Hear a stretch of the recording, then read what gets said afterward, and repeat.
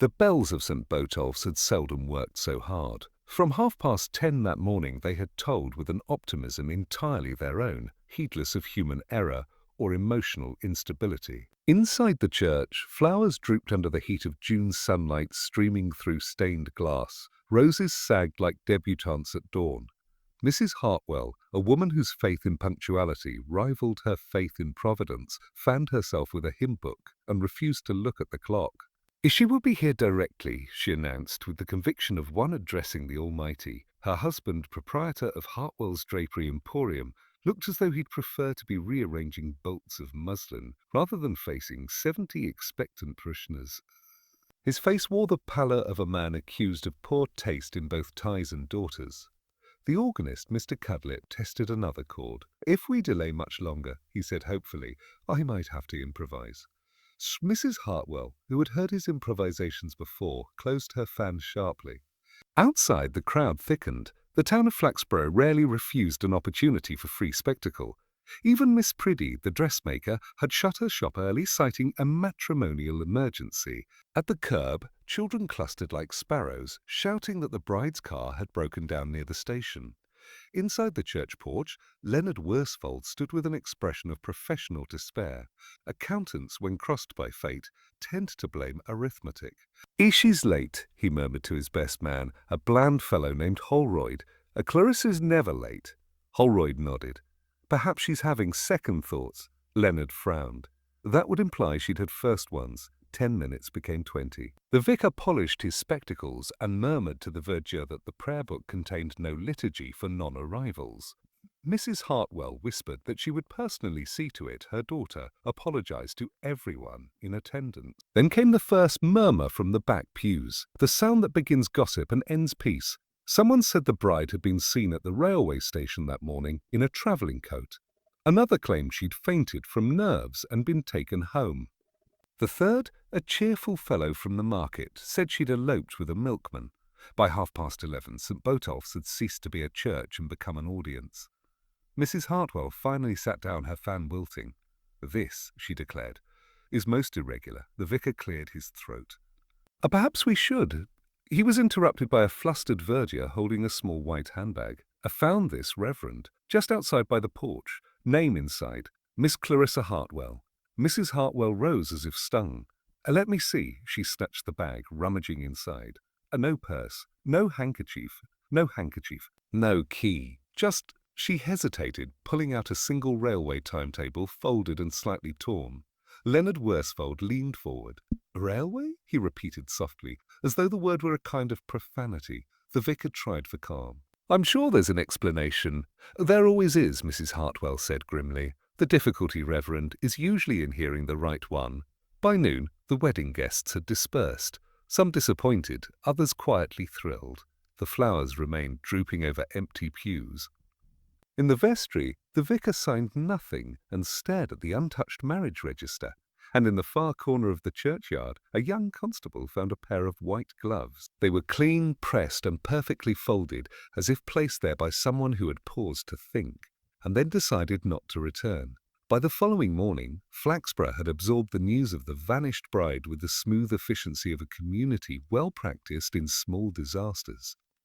The event itself, while regrettable, was not nearly as engaging as its possible explanations. The Flaxborough Citizen appeared with the headline, "A Bride Missing. Reception Continues," a phrasing that many thought both improper and delightfully modern.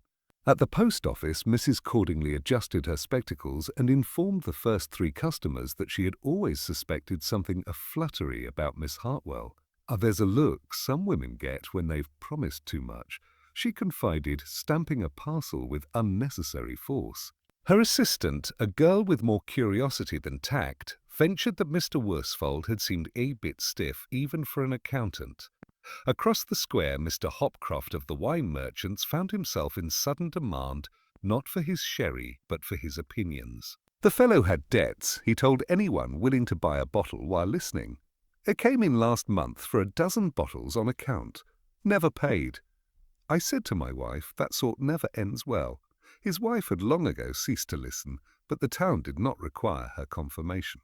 By lunchtime, A rumour that Clarissa had fled to the coast was firmly in circulation, supported by the entirely coincidental fact that a lady in cream had been seen at the railway station. That she turned out to be Mrs. Blenkinsop on her way to Scarborough was considered irrelevant to the larger truth. Flaxborough preferred stories to corrections. In the narrow street behind the market, Miss Priddy, whose dressmaking had supplied the bride's gown, stood pale and tremulous at her doorway. She had spent the night staring at the empty frame where the gown had hung. Her assistant whispered to the greengrocer that Miss Priddy had been in a state, and the greengrocer, unwilling to waste such a phrase, repeated it twice before closing time. Meanwhile, Leonard Worsfold sat in the parlour of the Hartwell home, attempting to look distraught but achieving only a damp discomfort. Mrs. Hartwell refused tea and comfort alike. She had insisted on calling the police, though her husband had suggested waiting until after luncheon. "People will talk," she said flatly. "They already are," he murmured, and was not contradicted. The constable who arrived, a pink-faced young man whose chief experience was with bicycles left in unauthorized places, took notes while staring at the carpet. "And no sign of the lady since yesterday morning?" "What?" he asked unnecessarily. Mrs. Hartwell pressed her lips together. "If there were, constable, you would not be here." He cleared his throat. "We'll, make inquiries." The word inquiry seemed to hover in the air like a fly nobody wished to swat. That afternoon the churchyard was quiet again except for the vicar, who stood staring at the empty porch. The small white handbag lay now in the police station, its contents examined and found wanting in every way.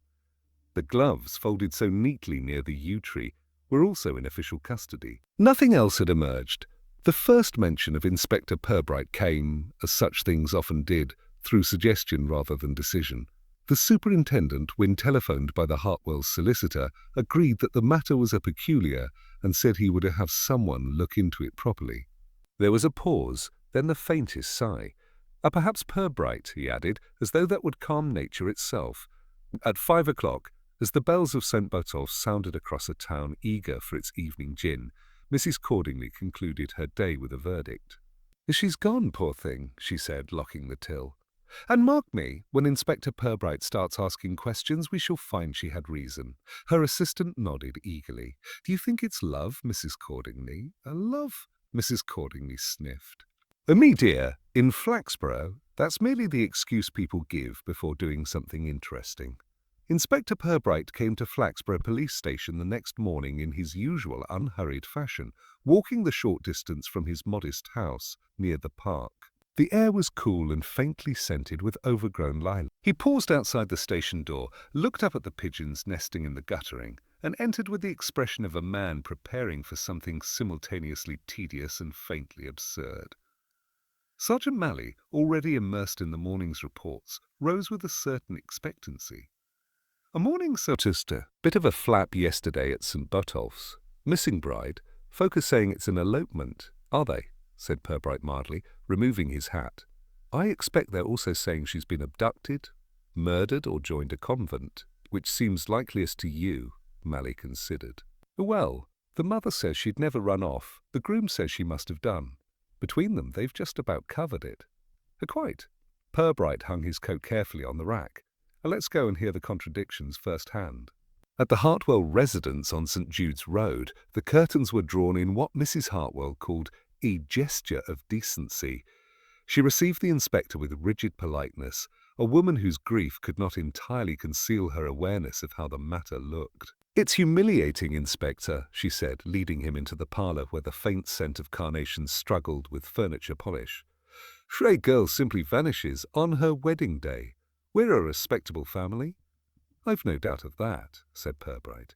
"You last saw your daughter when?" "The evening before the wedding. She went up to her room about 9, perfectly calm, though perhaps a little pale. I assumed nerves. Anything unusual said or done?" Mrs. Hartwell hesitated, then shook her head. She asked whether Leonard seemed happy. "I told her men are seldom demonstrative before noon." Purbright nodded as though this were an established truth. He glanced about the room. "I understand a small handbag of hers was found at the church?" "Yes." "I can't imagine why she would leave it there. Nor I, yet she did." He turned to Mr. Hartwell, who had been pretending to read a trade journal upside down. "Your daughter's affairs, no money missing. Letters?" Hartwell blinked. "All in order, Inspector. We've checked her drawers." "Indeed." "Always the first refuge of the anxious parent," Purbright said gently. When they reached the groom, Leonard Worsfold, he was at his office above the Midland Building Society, surrounded by ledgers and sympathy cards. He rose too quickly, nearly upsetting his inkstand. "Inspector, I can't help you. I've no idea where she's gone. It's beyond comprehension." People do surprising things when comprehending themselves proves difficult," Purbright replied. "You were to be married at 11? "Yes. And you last saw Miss Hartwell when?" "The previous afternoon. We discussed the seating arrangements." So she seemed thoughtful. "I suppose she was tired." Purbright allowed the silence to lengthen. "You've had no message from her since?" Leonard shook his head, eyes fixed on the blotter. "A nun?" "A curious," said Purbright softly. "A most absconders leave a note. A farewell, even a reproach." "Your fiancée seems to have left only her gloves." Leonard flushed. "I can't explain that." "No, I dare say not." Purbright looked around the neat office. "You paid the florist in cash, I understand?" "Yes." Clarissa thought it looked more tidy. How considerate of her. "One more question, Mr. Worsfold. Do you drink gin?" "Gin? A gin?" Leonard blinked. "Occasionally. Why?" Purbright smiled. "A pure curiosity. It appears to be becoming fashionable again." Later that afternoon, Purbright and Mally visited the church. The vicar, still pale with embarrassment, showed them where the handbag had been found. "I keep wondering," he said, "whether she might have stepped inside again that morning, perhaps to pray." Perhaps," said Purbright. "Though if she did, her prayers were brief. No one saw her." He paused near the porch. "Tell me, Vicar, what sort of woman was Miss Hartwell?" "A polite, dutiful, rather self-contained." "Oh," said Purbright, "self-contained people sometimes surprise us." "On the way back," Mally ventured. "So what do you make of it, sir?" Purbright looked ahead, hands clasped behind his back. "I make of it, Sergeant, a story that's been told too quickly. People are eager for endings before they've understood the beginning. Let's not join them." Mally grunted, half impressed. "A meaning," Purbright said mildly. "We shall start not with who left, but with who expected her to." By the following morning, Sergeant Mally had developed a theory so tidy it practically folded itself. He presented it to Purbright with the confidence of a man offering a gift. "It's simple, sir. Miss Hartwell had cold feet, went off on a train somewhere, London perhaps. She'll send word once she's found her courage or a better offer." Purbright stirred his tea thoughtfully. "So she chose her wedding day for this declaration of independence?" "Well, women do odd things when cornered," Mally replied. "And the station master says a lady in cream bought a ticket to London just before 10 on Saturday morning." "Ah," said Purbright. "A lady in cream? That narrows it down to about half the female population of England in summer." He finished his tea and stood. "Come along, Sergeant. Let's see where our eloping bride set off to." The railway station at Flaxborough was a modest affair. 2 platforms, a waiting room and a scent of stale tobacco that seemed immune to time. The station master, Mr. Wigg, greeted them with the solemn pleasure of one who has unexpectedly become part of history. "Yes, Inspector, I sold that ticket myself. 10 o'clock sharp. Lady in a pale coat, gloves, small veil," said Little. "Paid in cash." "To London?" asked Purbright. Mr. Wigg hesitated. "Well, no, not exactly London. She asked for a ticket to Kelling-Moorholt." Mally frowned. "Where's that?" "A few miles out. Nothing there but a siding and a ruined signal box. Hardly anyone gets off there unless they've lost their way." Purbright smiled faintly. "How inconvenient of her. And she boarded the train." "That's the funny thing," said Wigg. "And no one remembers her doing so. Porter swore he didn't see her get on, but we were busy with parcels just then." "Did she have luggage?" "None I could see." Purbright thanked him, took a slow turn about the platform, and examined the benches as though expecting conversation from them. Then he glanced toward the lines stretching north. "Tell me, Mr. Wigg, what's beyond Kelling-Moorholt?" "A farmland, sir, and the river bend. Nothing else till you reach the Marsh Road." "And nothing else," repeated Purbright softly. "That's often where something begins." Back at the station yard, Mally was already scribbling. "Could have been someone else entirely, sir. Maybe the girl changed her mind, went home another way." Possibly," said Purbright. "But why Kelling-Moor? a place where trains stop only by courtesy and people only by accident. It sounds less like a destination than a pause. That afternoon, the town absorbed the notion of elopement with approving relief. The Flaxborough Citizen ran a second column headed "A Romantic Escape Suspected." Mrs. Cordingley declared it a mercy and began speculating about a man from the city. Mr. Hopcroft, having exhausted the subject of debts, now spoke knowingly of a women's tempers. Only Mrs. Hartwell refused to join in. My daughter, she told anyone bold enough to approach, is not romantic, she is practical, and she never goes anywhere without a hatpin. Purbright, meanwhile, sat at his desk examining the contents of the small handbag again. Railway timetable, comb, ticket stub for the florist delivery 2 days before. Nothing extraordinary, yet it troubled him. He held the handbag's clasp close to his ear and clicked it shut. Sergeant, he said suddenly, do you notice how certain explanations arrive too soon? Mally looked up. Sir? They appear just when people need them most, like umbrellas in unexpected rain. This elopement, for instance. It's rather perfect, don't you think? A runaway bride, a ticket, a sighting no one can quite confirm. Neatness is always suspect. Mally scratched his head. Then what do you reckon happened? Purbright smiled faintly. I don't know yet, but something untidy, I should imagine. Inspector Purbright stood at the foot of the Hartwell staircase, gazing up as though the banister itself might offer an opinion. The house, neat to the point of nervousness, smelled faintly of lavender and floor wax. Mrs. Hartwell led the way to her daughter's room, her footsteps clipped and decisive, as if propriety itself required witnesses. Everything is as she left it, she announced, opening the door. I told the maid not to touch a thing. Purbright stepped inside. The room was bright, meticulously arranged, but curiously impersonal, the chamber of a young woman who had tidied away not only her possessions but something of herself. On the dressing table stood a half-empty bottle of gin beside a delicate teacup. That, said Mrs. Hartwell sharply, was not here on Friday night. Purbright raised an eyebrow. Not Miss Hartwell's? My daughter, she said with quiet indignation, did not drink spirits. She once refused a glass of sherry at Christmas on the grounds that it smelt ambitious. Purbright approached the bottle, turning it so the label caught the light. A cheap brand, the kind favoured by the less discriminating. He removed the cork and sniffed gently. Oh, no scent of juniper. Something else, sweet perhaps. Syrupy. Hartwell shuddered. Vulgar. Indeed. Did your daughter entertain anyone here the evening before the wedding? No. Her bridesmaid, Miss Ferris, came at 7 to bring some ribbons. They had tea. Then she retired early. The maid would confirm this? She would, though I've noticed lately that our Alice prefers conversation to observation. Purbright smiled faintly. A common occupational hazard. He replaced the cork and without comment slipped it into his pocket. Might I see the maid, Mrs. Hartwell? Alice was summoned from the kitchen, a rosy-faced girl whose manner oscillated between apology and curiosity. Oh, yes, sir, Miss Clarissa was quite herself that evening. Cheerful, I'd say. She had her tea here. I brought it up, with a scone and lemon curd. There wasn't no gin then, sir. I'd have noticed. I mean, she weren't that sort. Of course not, said Purbright mildly. Tell me, did she have visitors that afternoon? Alice frowned. Well, the florist came, Mr. Rudge. Brought the bouquets for the church, said he'd been asked to deliver early cause of the weather. Miss Clarissa gave him some money, notes, I think. She said she didn't want father to fuss about the account.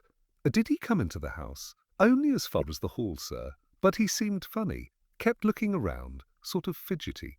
Purbright thanked her and turned again to Mrs. Hartwell. Do you recall Mr. Rudge's first name? Victor, she said distantly. A solemn man, not at all the type for flowers. A few florists are, murmured Purbright. He walked slowly around the room. The bridal gown, still draped over a chair, gleamed faintly in the afternoon light. On the bedside table lay a book of romantic verse, the kind sold with ribbons and platitudes. A pressed violet marked a page near the end. Purbright read a line under his breath. The heart may yield, but memory will not. He replaced the book and turned toward the window. The street below was quiet, the sort of stillness that thrives when nothing visible ever happens. As they left the room, Mrs. Hartwell paused. Inspector, do you believe she ran away? Purbright put on his hat, eyes distant. Running away requires purpose, Mrs. Hartwell. Your daughter strikes me as someone who preferred to plan her exits. Back at the station, Mally was sorting through reports with a look of earnest fatigue. No trace of her at Kelling Moor, sir. We asked the gatekeeper's lad. He swears no one got off that train. Good, said Purbright softly. That saves us from believing in ghosts. I think we'll pay Mr. Rudge a visit tomorrow. People who handle flowers often know what to bury. The next morning broke with the pale, watery sunshine peculiar to Flaxborough, in uncertain sort of light that seemed to apologize for appearing at all. Inspector Purbright, walking along Market Street toward Rudge's florists, looked thoughtful and faintly amused. The town was already stirring. Shopkeepers raised blinds, and two elderly gentlemen outside the Corn Exchange debated whether the missing bride might have been of a nervous disposition. Rudge's establishment stood between a haberdashery and a tobacconist, its windows cluttered with lilies, carnations, and the faint scent of melancholy. Inside, Mr. Victor Rudge emerged from the back room carrying a watering can. He was tall, narrow, and possessed of that solemn, faintly resentful expression common to men who believe life owes them change for a shilling. "Inspector Purbright," said Purbright pleasantly. "Just a few questions about Miss Clarissa Hartwell's wedding order." Rudge blinked. "Tragic business. The whole terrible for trade. People get nervous, think it's bad luck to order flowers after something like this. Superstition often protects more business than it ruins," Purbright said mildly. "You delivered the bouquets the day before the wedding, early afternoon." "She asked for them sooner on account of the weather. She, Miss Hartwell herself." His face bore that mixture of apology and curiosity peculiar to men who have stumbled upon something inconvenient. "Beg pardon, Inspector," he said, "but I think I've found one of your missing young ladies, or at least her veil." Purbright looked up from a report with mild interest. "Alive or decorative, Mr. Clegg?" "A decorative, sir. Caught under the bridge, all tangled with driftwood. White lace, proper bridal look to it." Purbright rose, taking his hat. "Sergeant, we shall accompany Mr. Clegg to the scene. It would be rude to let such tidings float unattended." The river beneath Bellman's Bridge was sluggish, green, and faintly odorous of old secrets. The veil lay snagged among reeds, its fabric startlingly clean, as though the water had hesitated to claim it. Mally lifted it out carefully, holding it up to the light. "Not much sign of damage, sir." "Could have drifted from anywhere, yes," said Purbright, taking it gently, "except from a river. Note the edges, crisp dry. No silt, no stain. This veil was placed, not lost." Mally frowned. "Staged, you mean, let us say. Arranged. A gesture, perhaps, for those who enjoy conclusions." Purbright turned to Clegg. "Did you tell anyone else about your find?" "Only my wife," said Clegg. "She's already told her sister, though, so I suppose that means half the town." "Excellent," murmured Purbright.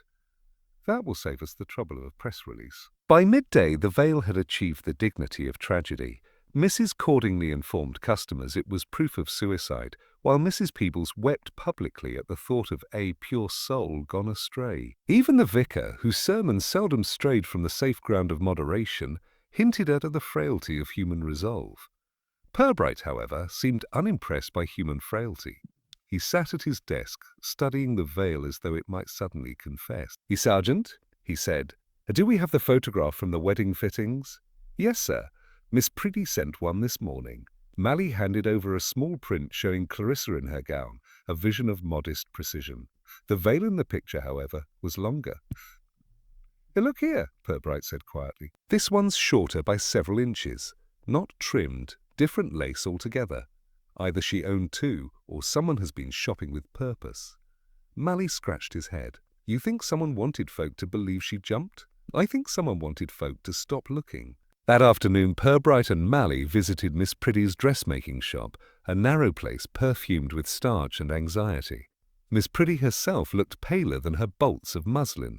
"Oh, Inspector, such dreadful talk! They say she drowned herself, but Clarissa was never that sort. She hated cold water." Purbright smiled faintly. "You supplied the bridal veil, I believe." "Yes, French tulle, fine as a spider's web. But that one they found isn't mine. I'd know my stitching anywhere." "Indeed you would," said Purbright. "Then someone went to trouble to find a similar one." "Tell me, Miss Priddy, was anyone else interested in the pattern?" She hesitated.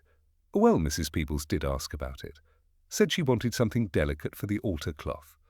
An unusual choice for an altar, Purbright murmured. And she purchased nothing? No, sir. Said she'd think about it. Then she hurried off. As they walked back toward the square, Mally muttered, "So she's mixed up in it again." Purbright didn't answer immediately. Perhaps. But remember, Sergeant, guilt in Flaxboro's seldom solitary, prefers company. That evening, the vicar's wife fainted during evensong. The cause she claimed upon recovery was a sudden chiller brought on by grief. Others, however, whispered that she'd been overcome by the mention of the river in the prayers. Purbright, sitting quietly in the back pew, regarded the scene with mild detachment. The congregation fluttered about the vicar's wife like hens around a spilt grain sack. He leaned toward Mally and said under his breath, "Do note, Sergeant, how tragedy restores social vigour. Half of them haven't looked this animated since the Jubilee." When the service ended, Purbright lingered in the dim nave, watching the shadows gather among the pews. "They'll," he said softly, more to himself than to Mally. It wasn't a message from the dead, it was an assurance for the living. Someone wanted comfort, not closure. A comfort for who, sirs? Purbright slipped his hands into his coat pockets. For whoever needed to believe that Clarissa Hartwell is beyond questioning, which, to my mind, means she is very much alive. Inspector Purbright sat at his desk long after the lamps had been lit, the faint hum of the town's evening life seeping through the half-open window. Somewhere beyond the square, a piano was being played with hesitant devotion. Further off, the last train muttered away toward Kelling Moor. The day's inquiries lay in a thin pile before him.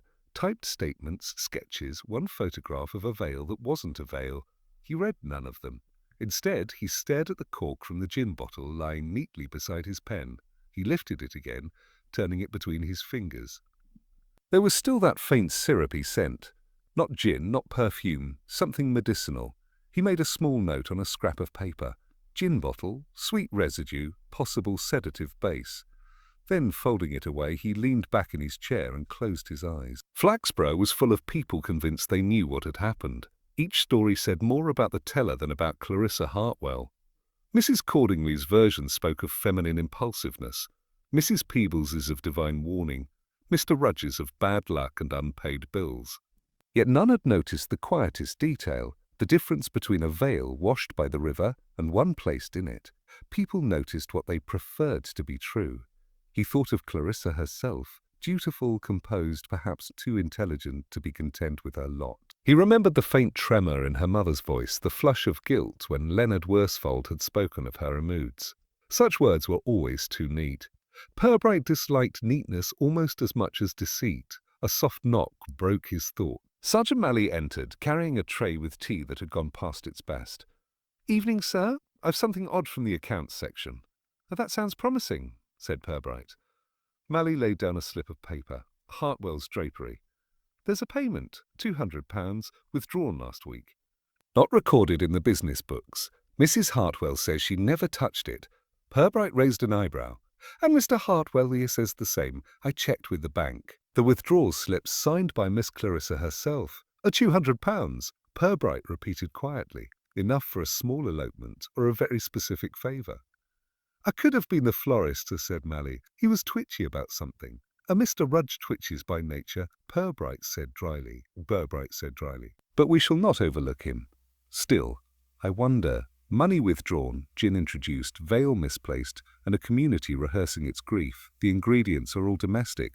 No passion, no violence, just the tidy panic of people caught between appearance and truth." Mally looked puzzled. "You mean it's not about love?" Purbright smiled faintly. "A love, Sergeant, is rarely the crime. It's the excuse that makes the crime bearable." He rose, pacing to the window.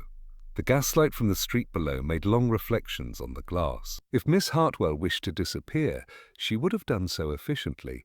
If someone wished her to seem gone, they would have done it noisily. This business sits somewhere between the two. It suggests collaboration, a plan half carried out, half spoiled. Mally frowned. "Then someone helped her or stopped her." Precisely. And the gin, I think, tells us which." The clock struck 10. Purbright poured the cold tea into the wastebasket and put on his coat. "We shall visit the chemist first thing tomorrow. There are few places in Flaxborough to buy syrup disguised as gin." As he reached for the door, Mally asked, "You think she's alive, then?" Purbright paused, hand on the knob. Alive, yes. Free, perhaps not. He left the station, the cobbled street gleaming faintly under the lamps. A breeze carried the smell of damp earth and something faintly floral. Lilies, perhaps, from Rudge's shop nearby. Purbright walked without hurry, his thoughts quiet, deliberate. He considered how many people in Flaxborough lived behind respectable curtains, hiding their private bargains and small terrors. Clarissa Hartwell's vanishing was not a miracle nor a tragedy. It was a symptom. At the edge of the square, a stray cat darted across the road, startling a cyclist. Purbright watched the near collision with mild interest. Human nature, he thought, was much the same. People veered wildly when startled by what they pretended not to see. He turned toward home, thinking of the empty veil, the Dr. Gin, and the £200 withdrawn for reasons yet untold. Bonkers, Warwickshire. The town slept content with its invented sorrow, while the truth, polite and patient, waited for someone with the courtesy to notice it.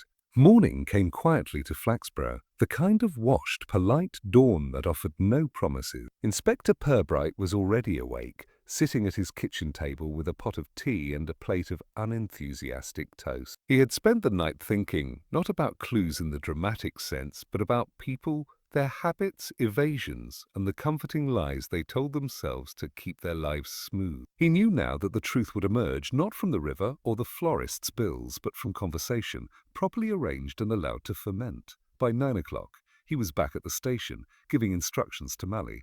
Send note, Sergeant. Nothing official, just polite invitations. Mrs. Peebles, Miss Priddy, Mr. Rudge, and Mrs. Hartwell will have them to tea this afternoon at the vicarage. Oh, and tell the vicar's wife she's recovered beautifully and that her assistance would be invaluable. Mally looked uncertain. Atisa, all of them together, indeed. Nothing sharpens honesty like social discomfort. By 3:30, the vicarage drawing-room was a modest battlefield of teacups, lace cloths, and nervous chatter. Mrs. Hartwell sat rigidly upright, lips tight as a purse clasp. Miss Priddy, all nerves and starch, clutched her handkerchief like a flag of surrender. Mr. Rudge appeared perspiring and sullen, while Mrs. Peebles, pale but floridly contrite, occupied a chair near the window, claiming she needed the air. The vicar's wife, eager for atonement, poured tea with trembling devotion. Purbright presided like an amiable host. "Is such a comfort," he said, "to have a moment of calm reflection amid so much excitement.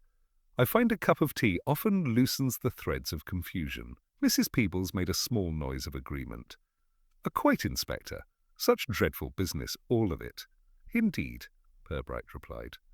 Curious, isn't it, how a little detail, a misplaced glove, forgotten cork, can tell a long story if one listens carefully. Mrs. Hartwell looked at him sharply. "A cork from a gin bottle," Purbright said pleasantly. "Nor give." The contents, however, were not precisely gin.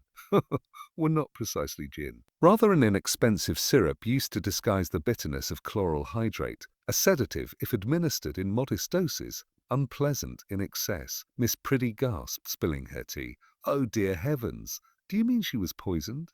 Purbright shook his head gently. "Not exactly. But I believe she was rendered asleep, perhaps deeply so, just long enough for someone to relocate her." The room went still, the only sound the faint clink of a spoon. Mr. Rudge cleared his throat. "That's a serious thing to suggest, Inspector." "Oh, not a suggestion," said Purbright lightly. "Merely an observation. Someone had reason to keep Miss Hartwell quiet, and it was not her mother, nor her fiancé, though he has his own deceptions to account for. No, it was someone who feared exposure, and who relied upon appearances to keep them safe." Mrs. Peebles shifted uncomfortably, her teacup rattling against the saucer. "I can't imagine who you mean," Purbright smiled. "Nor can I, yet. But perhaps the person might reveal themselves quite innocently by denying too much. That happens so often. One mentions, for instance, gin, and a perfectly ordinary citizen says, 'I've never touched the stuff,' before anyone has thought to accuse them of it." The silence that followed was delicate but absolute. Mrs. Peebles' hands tightened around her cup. "You are implying—" "I am implying nothing," Purbright said gently. "Though I might observe, Mrs. Peebles, that you are the first to speak of Clarissa's disappearance in moral terms. It's interesting how swiftly we condemn when fear is near." The vicar's wife, flustered, offered another scone. No one accepted. Purbright turned his gaze to Miss Priddy. And you, Miss Priddy, you were fond of the girl. Oh yes, Inspector, very. She was so polite. Always thanked me twice. Did she confide in you? The seamstress hesitated. Not really, though she did say she'd found something out. Something that wouldn't do. She looked frightened when she said it. I thought it was just wedding nerves. Purbright nodded, his tone still gentle. Something that wouldn't do. Yes, I imagine she did. He rose, setting down his cup. I thank you all for your time. I think we've achieved quite enough for one afternoon. Truth, after all, is like tea, best brewed slowly. When the guests had gone, Mally, who had been stationed discreetly in the hall, appeared. You rattled them, sir, especially Mrs. Peebles. She was shaking when she left. Good, said Purbright. Marbles. Tomorrow we shall see who sleeps soundly after such a pleasant gathering. People who fear discovery tend to tidy up what they should have left alone. Mally frowned. You mean we watch them? Precisely. Someone will make a small, foolish move. They always do. Outside, the evening light softened across the rooftops. Purbright paused at the gate, listening to the faint hum of gossip already beginning to spread anew. They'll talk all night, Sergeant, he said, almost with affection. And by morning, the truth will be halfway out, if only by accident. By the following morning, Flaxborough had reached the comfortable stage of scandal fatigue. The town had already wrung every drop of speculation from Clarissa Hartwell's disappearance, and was now moving toward the consoling stage of moral reflection. Mrs. Cordingley spoke of a God's mysterious ways. Mr. Hopcroft blamed modern nerves, and the vicar composed a sermon on faith and the folly of secrets. Only Inspector Purbright seemed untouched by the town's desire for closure. He arrived at the station punctually, coat-buttoned, manner calm, as though beginning an ordinary day. Marley, he said, fetch Mr. Worsfold from his office. And send word to Mrs. Peebles, Miss Priddy, and Mr. Rudge that I'd appreciate their company here at 10:30. Nothing dramatic, simply a few final clarifications. Mally, who had learned by now that clarifications in Purbright's vocabulary were seldom harmless, nodded and set off. By the time they gathered, the air in the small interview room carried the anxious warmth of too many respectable people too close together. Leonard Worsfold stood pale and tight-lipped while Mrs. Peebles fidgeted with her gloves. Miss Priddy sat very straight, hands folded as if awaiting a confession not her own. Mr. Rudge's eyes darted toward the door, like a man who wished the flowers he'd brought might bloom into a distraction. Purbright entered quietly, a folder under one arm, and took his seat. Thank you all for coming. You'll be pleased to hear our little puzzle is nearly solved. I say though in truth, much of the work was done by your combined efforts. You have all been extremely helpful. Sometimes, I suspect, without intending to be. Mrs. Peebles coloured faintly. Inspector, really, if you mean to imply... Not at all, Purbright said smoothly. You, Mrs. Peebles, provided one of the earliest clues, though I imagine you did not realize it. You saw a lady in cream by the river. The town, eager for tragedy, assumed she was Clarissa Hartwell. You allowed the misunderstanding to stand because you knew who the woman truly was. Mrs. Peebles froze. How could I possibly? Because it was you, Purbright continued, his tone courteous, almost apologetic. You were wearing the spare veil Miss Priddy had shown you. The one you claimed was for an altar cloth, and you walked there to leave it beneath the bridge, ensuring the town would believe in Clarissa's watery end.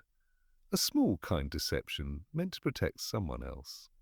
And if I am not mistaken, you asked to do so by this gentleman. He turned his gaze to Leonard Worsfold. The accountant's jaw tightened. That's absurd. I barely know Mrs. Peebles. Indeed. But her nephew worked for Mr. Rudge, who owed you a considerable sum.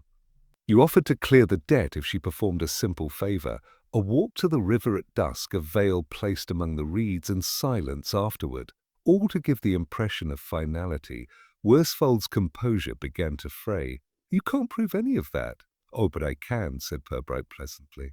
Mr. Rudge confirmed it an hour ago, once informed that forgery carries a stiffer sentence than conspiracy. You see, the £200 withdrawn by Miss Hartwell was never for flowers or trains. It was to replace money you had quietly taken from her father's business. She discovered it the day before the wedding, and rather than expose you, she confronted you privately. Worsfold's voice rose. She threatened to ruin me, to go to the police. Purbright inclined his head. Yes, which was unfortunate for both of you. It persuaded her to talk it over that evening. There was tea and gin, though she never drank it, a convenient way to make her drowsy while you arranged her disappearance. You and Mr. Rudge carried her to his van, intending to take her to a small house near Kelling Moor, a place, I imagine, you had already chosen. You left her there, believing she would sleep for several hours while you fabricated her departure. Unfortunately for your plan, she woke early. Frightened, she escaped through the back, borrowing the florist's assistant's coat and taking the first train to Lincoln. She's been staying with a school friend there ever since. A stunned silence followed. Mrs. Hartwell, who had been ushered in quietly at the back, gave a small gasp and pressed a hand to her mouth. "Clarissa's alive," she whispered. "Very much so," said Purbright. "I spoke with her by telephone this morning. She is understandably shaken but eager to set things right." Worsfold slumped in his chair, the fight gone from him. "I didn't mean harm. I only needed time. She was supposed to come back." "She nearly didn't," Purbright said softly. "A chloral hydrate is unpredictable. You might have found yourself a widower before the honeymoon." Miss Priddy sobbed quietly into her handkerchief. Mrs. Peebles dabbed her eyes, muttering something about divine justice. Purbright rose, closing his folder. The human talent for tidying up one's mistakes, Mr. Worsfold, is limitless until it meets the patience of the law. "Sergeant, see to the formalities." Mally stepped forward, and the sound of the charge being read filled the room like a prayer gone slightly awry. Outside, the bells of St. Botolph's began to ring the quarter hour, bright and oblivious. As the group dispersed, Purbright lingered by the window, watching a pair of children chase a ball along the cobbled street. "Strange," he murmured. "How often guilt hides beneath courtesy. A crime committed with politeness remains a crime, though it does tend to make the paperwork neater." By the end of the week, Flaxborough had regained its familiar, self-satisfied rhythm. The market square bustled once more with shoppers who pretended not to gossip while perfecting the art. The scandal of the vanished bride, now neatly resolved into a tale of moral instruction, was retold with the embellishments that only comforted hindsight could provide. In the post office queue, Mrs. Cordingley informed a captive audience that she had always suspected there was more to that Worsfold man than arithmetic. Mr. Hopcroft, never one to let a moral go unmarketed, ordered new bottles of sherry and confided that tragedy was a good for trade, provided no one important dies. At Hartwell's drapery, the blinds were raised again, and a discreet notice in the window thanked customers for their kind inquiries during a family matter. Mrs. Hartwell resumed her duties behind the counter, her dignity reassembled like an ornament glued back together, whole from a distance though faintly cracked. Of Clarissa herself there was no public sighting, only a polite note in the Flaxborough Citizen, thanking the police for their sensitivity and efficiency. The paper, generous in tone, referred to the entire business as the Kellingmore misunderstanding, a phrase that allowed everyone to believe themselves untainted. In the police station, the final reports were filed, the evidence sealed, and the air carried that peculiar stillness that follows a solved case. Purbright sat at his desk, spectacles balanced low on his nose, signing the last document with deliberate care. Mally entered, looking half pleased and half restless. "Well, that's that, sir. Worsfold's been remanded, Rudge will get his day in court, and Mrs. Peebles says she's taking a retreat in Scarborough for her nerves. Town's back to normal." "Normal, Sergeant," said Purbright, setting down his pen, "is what Flaxborough does best. It makes scandal feel like a brief lapse in good manners." Mally grinned. "Still, you've done it again, sir. Didn't even need fingerprints or forensics. Just talk." "A talk," Purbright replied mildly, "is evidence in its most human form. Lies and truths are both useful, provided one can tell them apart." He adjusted his glasses. "Do you know what struck me most about this case? Sir, that no one meant harm, not in their own minds. Each did what seemed necessary to preserve something, reputation, income, comfort. The tragedy is never in wickedness, Sergeant, but in the politeness of wrongdoing. We excel at it." Mally considered this gravely. "I suppose you're right, sir. Still nice to see the girl safe." "Yes," Purbright said softly, "though I doubt she'll stay." People who've seen how easily truth can be folded away rarely settle where the folding's done. Outside, the sound of church bells drifted faintly through the open window. St. Botolph's again, cheerful and punctual, as though absolving the town by repetition. Purbright rose, walked to the window, and looked down at the square. Children were chasing pigeons near the fountain. A milk cart rattled past, and Mrs. Cordingley was already recounting the week's events to an audience of 2 reluctant clerks. Life, as always, was tidying itself. He smiled faintly, turned from the window, and reached for a new file on his desk. Some trivial complaint about missing garden tools, no doubt. The kind of small civil mischief that kept the machinery of order running. "Sergeant," he said without looking up, "remind me to speak with the superintendent about that railway buffet incident. There's a matter of a missing umbrella I find more interesting than it pretends to be." Mally sighed, half amused, half resigned. "Yes, sir. Another mystery brewing." Purbright gave the smallest of smiles. "A flaxborough never runs dry, Sergeant. It merely refills itself." He dipped his pen in ink, the scratch of it faint beneath the ticking clock. Outside, the world carried on with admirable decorum, its whispers softened, its secrets rearranged, its sins once again rendered suitable for conversation over tea. And with that quiet certainty, Inspector Purbright bent once more to his paperwork, the embodiment of calm in a town that mistook calmness for virtue.